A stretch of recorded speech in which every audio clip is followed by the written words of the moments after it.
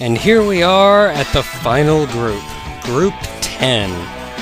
I'd like to start by saying that if you requested a game, it should have appeared somewhere in the list, or was one of the ones I mentioned I removed from the list in the beginning. If you requested a few games, I personally picked one though, instead of adding them all to the list. Now, there were a lot of good games in this list, and if the one you wanted doesn't win, I may eventually play it anyway. I'm going to take another good look over the list for games that I may let's play sometime in the distant future. Onwards, though, to the list. Touhou 9, Phantasmagoria of Flower View. Indie vertical shooter battle for the PC. Touhoumon, Touhou-based monster-catching RPG for the Game Boy Advance. Kinda. Turtles in Time, co-op beat-em-up for the Super Nintendo. Vib Ribbon, music platformer for the PlayStation.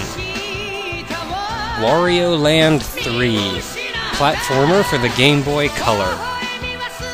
World of Illusion, starring Mickey Mouse, co-op platformer for the Genesis. Legend of Zelda, A Link to the Past, action-adventure for the Super Nintendo.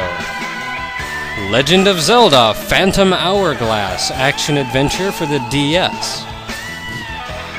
Zombies Ate My Neighbors, co-op run-and-gun for the Super Nintendo. And finally, Zone of the Enders, the second runner, mecha combat for the PlayStation 2. As anybody will tell you, I love A Link to the Past more than most any other game barring Super Metroid. However, right here, I'm torn between Touhoumon and Zone of the Enders 2. Touhoumon would be a great way to tell everyone about Touhou in some Pokemon-esque way. Zone of the Enders 2, on the other hand, is made of awesome. A great storyline, great action, it's honestly one of my favorite games.